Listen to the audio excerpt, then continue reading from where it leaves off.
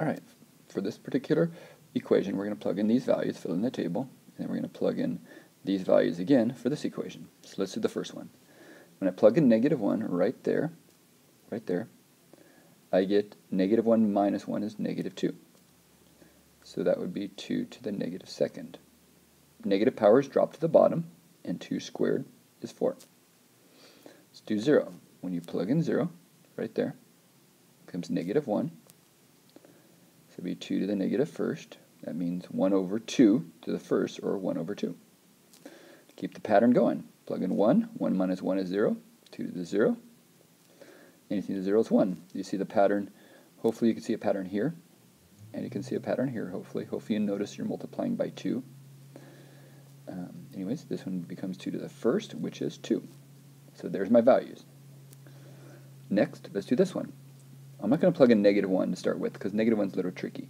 I'm going to start with 0. 0 is a little bit cleaner. So here's what I mean by that, why it's a little bit easier. Plug in 0. Hopefully you realize that becomes 1. So 100 times 1 is just 100. Alright, then if I plug in 1, well, that's saying I have 100 and I'm dividing by 10 once. So if I have 100 and I divide by 10 one time, that would be 10. This next one is saying 2, so I'm dividing by 10 twice. So if I divide by 10 twice, well, aren't I just dividing by 10 each time? So you should kind of get the pattern. Well, divide by 10, that's 1. Alright, and then if I work my way up, aren't you multiplying by 10 as I go up? So if I multiply this by 10, wouldn't that top one be 1,000? So I don't have to worry about the negative power if you don't want. Now you could deal with the negative power. For the negative power, what you would notice is you'd flip this. So what you'd end up with is 100 times 10. Okay, the reason for times 10 instead of times 1/2 is a negative power flips it. So you flip 1/10, which is 10. So a little bit trickier when you have negative power. So sometimes easier to start with the 0, go down, and then work your way back up for the negative powers. It just makes it a little bit easier for some people to see. The last part of this question is approximate the solution to this.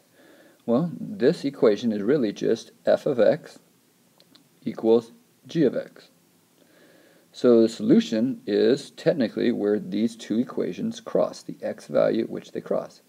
So we got to look at this table and see where they cross. Now for some people, it would help to make a sketch. Alright, so I'm just going to do a quick sketch here. I have -1, 1, and 2. Looks like the biggest number is 1,000. Whoa, that's big. Okay, that's going to be 1,000 there. We got 500. Okay, let's go here. Okay, -1 for the first one. It's a quarter. Woohoo, way down here. Then we go 1/2. Woohoo. Still really small. Then we go 1. Okay.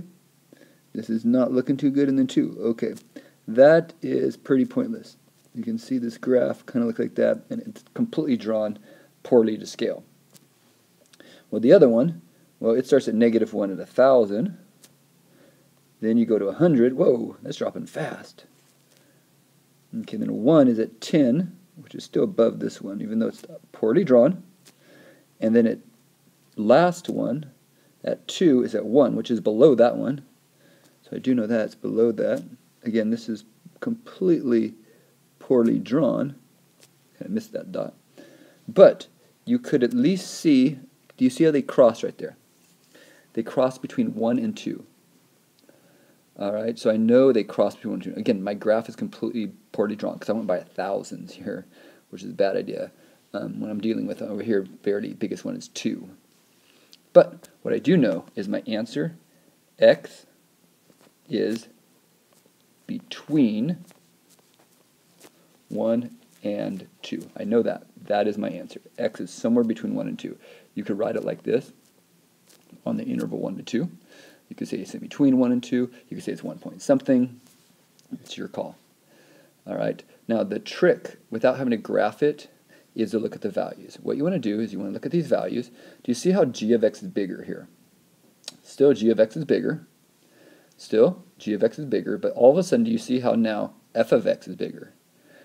Whenever a function gets bigger than the other and it switches who's bigger, that is a point where the two lines should cross.